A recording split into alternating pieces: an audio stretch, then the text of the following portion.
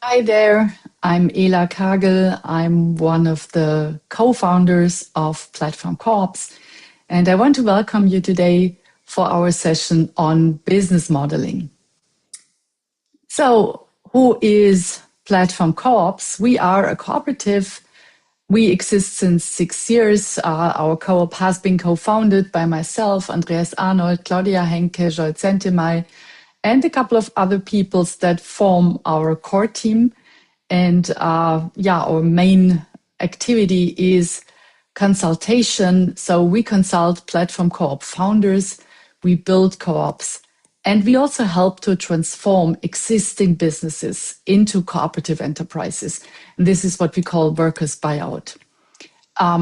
So today's presentation has been prepared and organized by myself and my colleague, Andreas Arnold. So we hope you enjoy it and you will get a lot out of it. Just a word about our funders. This webcast is brought to you by our Ministry of Economy, who is funding us through the Nachhaltig Wirken program together with the European Social Fund Plus. And we have, through that funding line, we have a chance to consult many businesses in their early stages and also to transfer knowledge around cooperative businesses. And that, is a great help for our work. And I just want to thank our sponsors for that. So today is all about business modeling for cooperatives. And I just want to talk a little bit about what makes business modeling for cooperatives so special. I just want to make sure that, everyone understands the frame of today's meeting. So the focus of this webcast is really purpose-driven, member-owned businesses. This can be cooperatives, but this could also be purpose organizations or associations that are tied to a specific set of bylaws. And so at the core of the businesses we are addressing here is collective ownership and democratic decision-making. So this, I would say this is really the bottom line of organizations we are talking about today. And if we try to get a little bit closer to the actual cooperative business DNA, here is a set of assumptions. And I'm curious to hear whether you would agree, or maybe you could also add some of them. Please feel free to do so.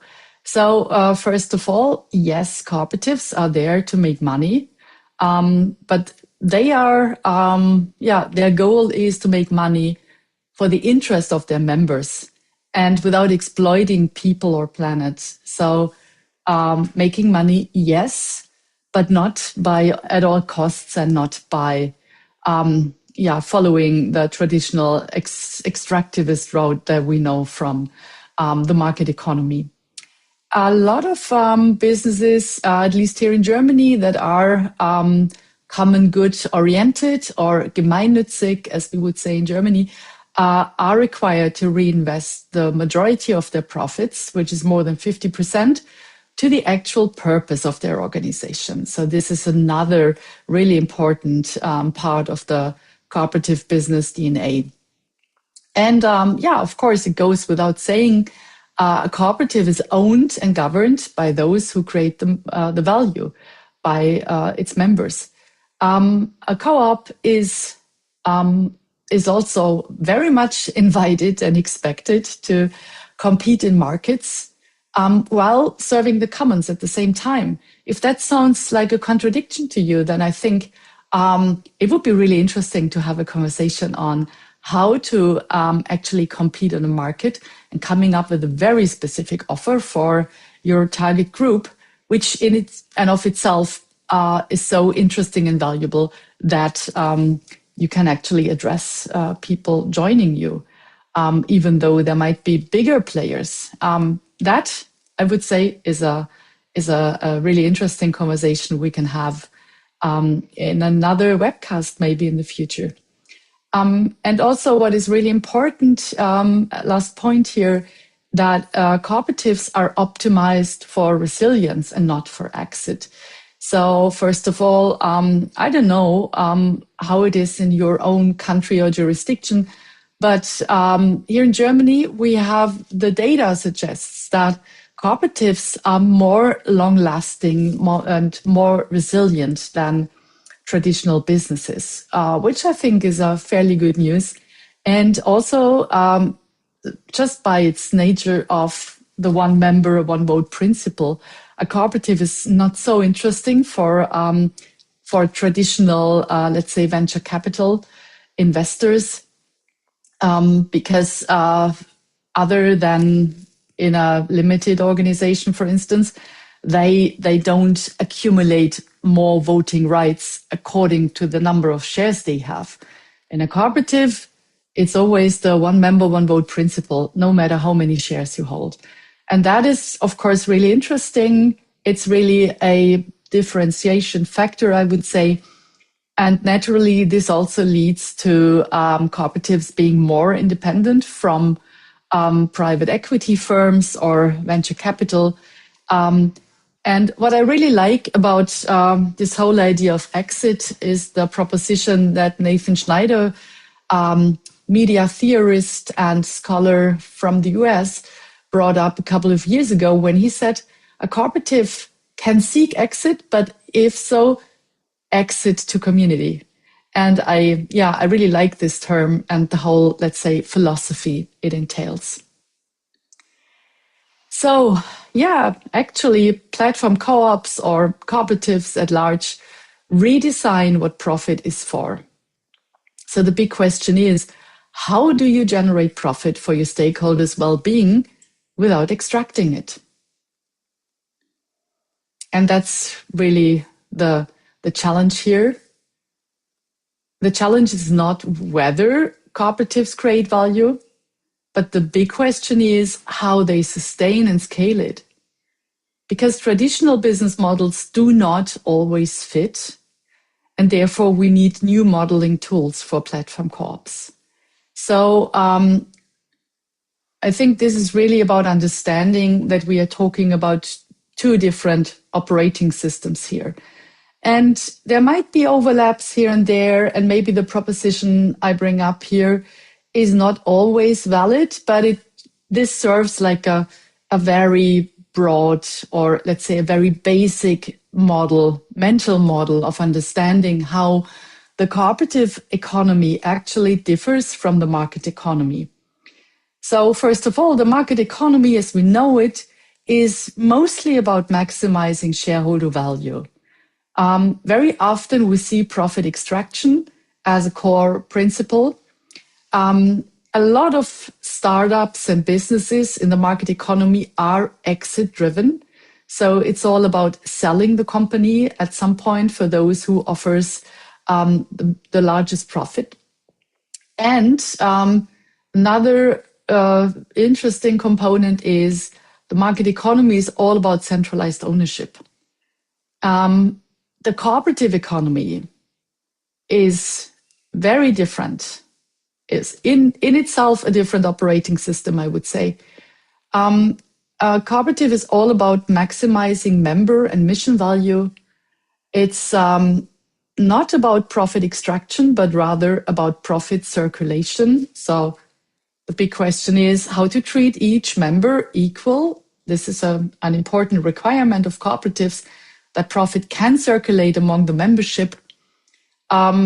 Instead of being organized around this idea of an exit, a cooperative is all about long-term stewardship.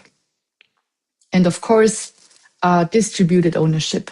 So a cooperative is co-owned by its members.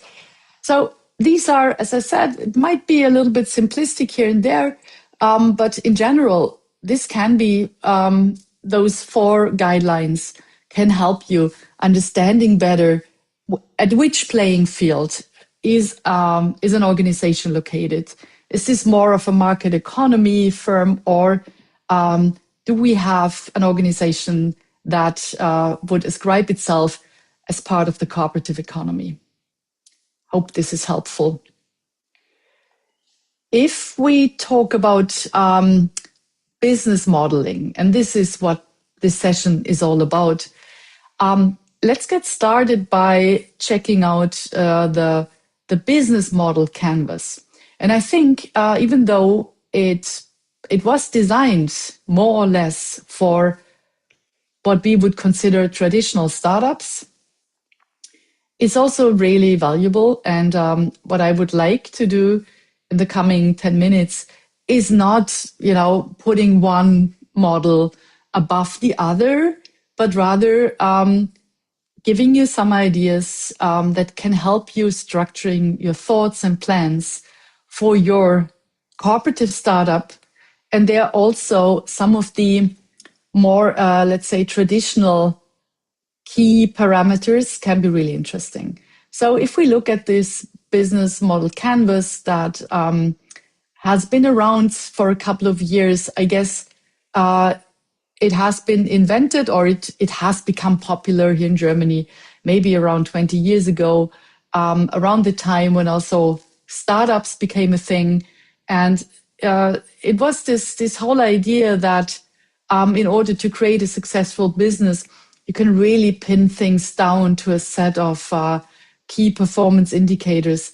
So what the business model canvas does is it's an invitation for each founder to do this little exercise to get a better idea of key partners, what are the key activities of the company, what are the key resources, what's the actual value proposition, what's the customer relationship, what are the sales or communication channels, which are your customer segments, what's the cost structure, and what are the revenue streams.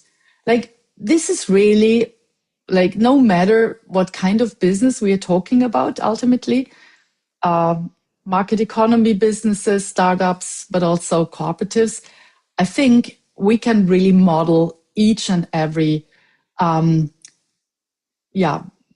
business organization based on these very basic assumptions. Because no matter what, no matter if we found a cooperative or a startup, it doesn't matter.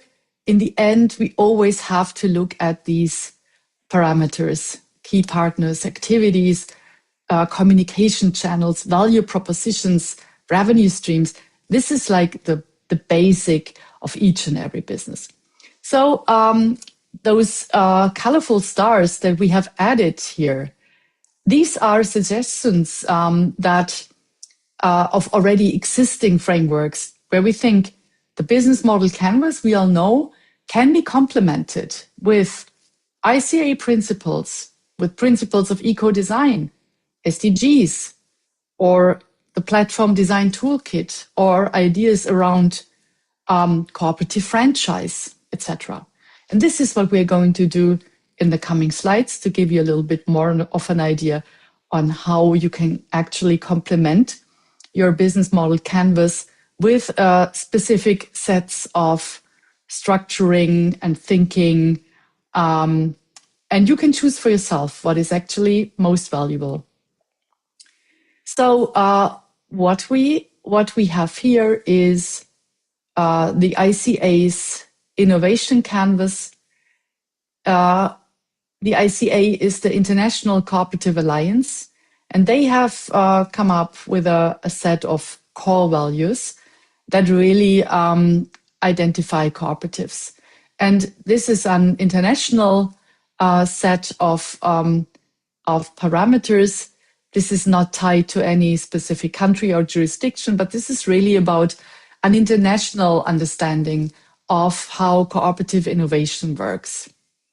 And there's, first of all, voluntary and open membership. There's democratic member control. Thirdly, member economic participation. Then autonomy and independence. Fifth, education, training, and information. The sixth one is also really important. This is about intercooperation, which means cooperation among cooperatives. This is also something that is not really, let's say, sought after in traditional markets, but is very important in in a cooperative ecosystem that different co-ops commission themselves to really cooperate to cooperate within the network.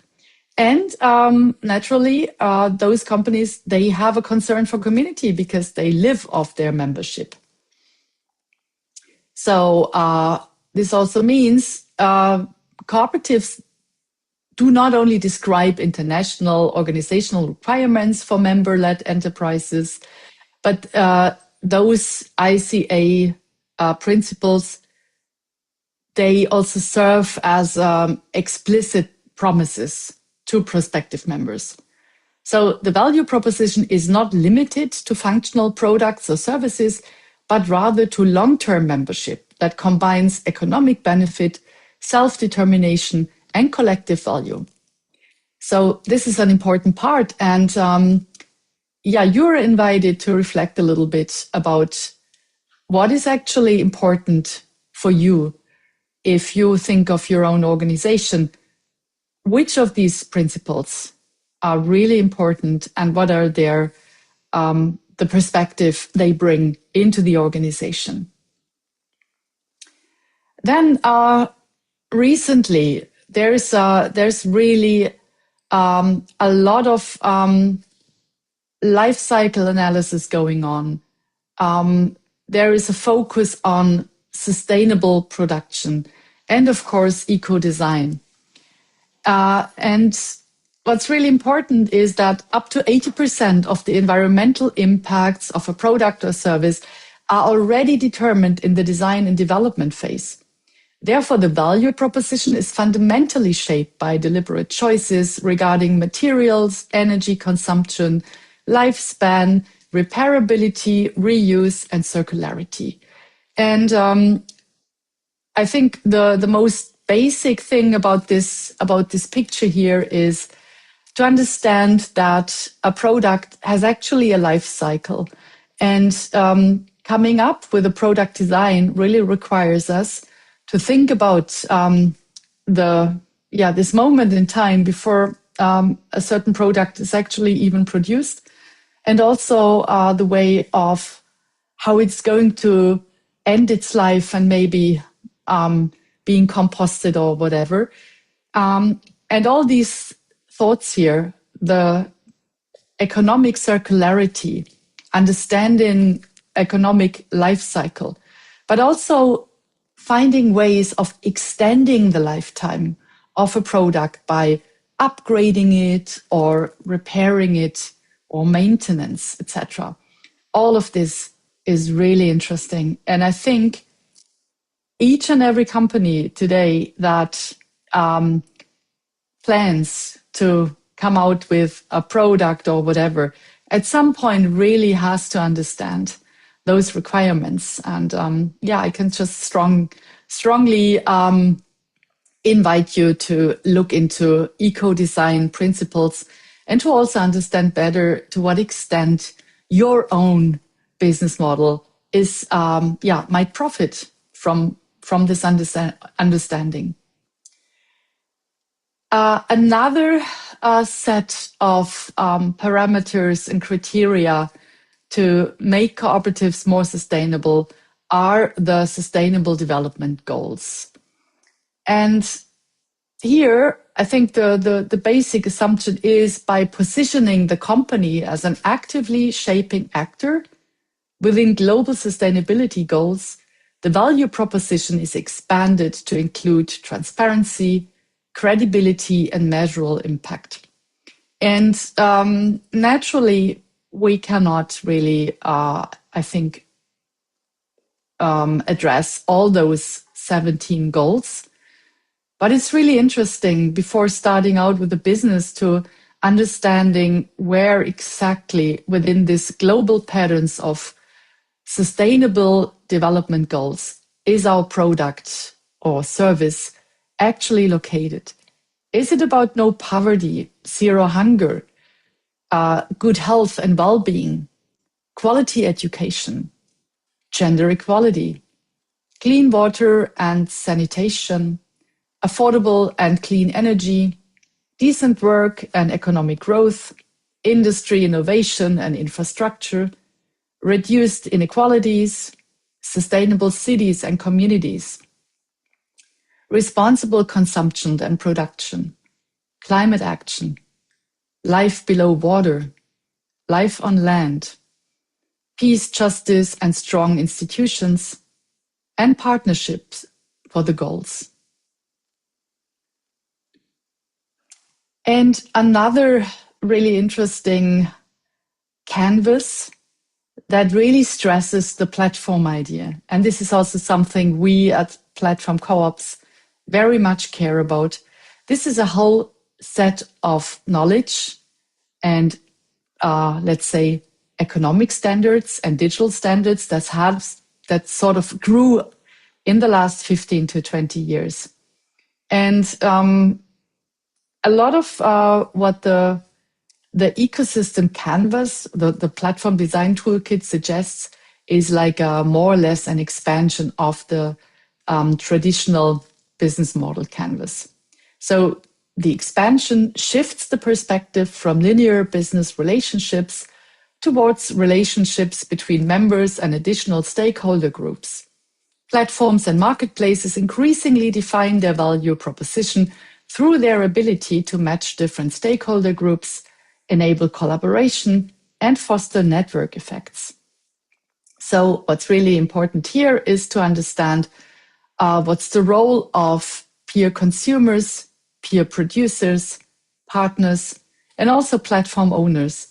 And specifically in the case of platform co-ops, what's really interesting here, that here it is really all about a platform being co-owned by their workers.